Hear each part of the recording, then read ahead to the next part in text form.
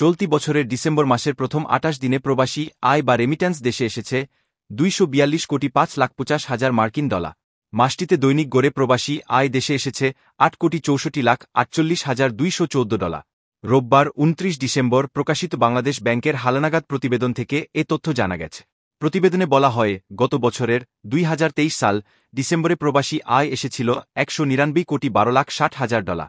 মাসটিতে দৈনিক গড়ে প্রবাসী আয় দেশে এসেছিল 6,42,34,193 ডলার।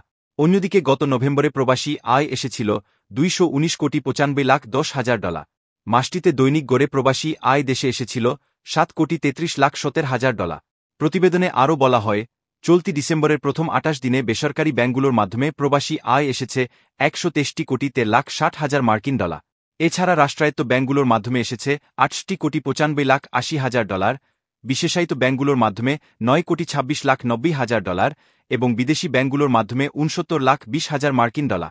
দেশের ব্যাংকগুলোর মধ্যে ডিসেম্বরের প্রথম 28 দিনে এক ব্যাংক হিসেবে সবচেয়ে বেশি প্রবাসী আয় এসেছে ইসলামী ব্যাংকের মাধ্যমে। ব্যাংকটির মাধ্যমে প্রবাসী আয় 33,42,90,000 ডলার এসেছে। প্রবাসী আয় আসার দ্বিতীয় অবস্থানে রয়েছে অগ্রণী ব্যাংক। ব্যাংকটির মাধ্যমে এসেছে 25,43,10,000 ডলার। এরপর সোনালী ব্যাংকের মাধ্যমে 19,95,00,000 ডলার, ব্র্যাক ব্যাংকের মাধ্যমে 18,02,70,000 ডলার এবং ট্রাস্ট ব্যাংকের মাধ্যমে 18,50,000 ডলার এসেছে।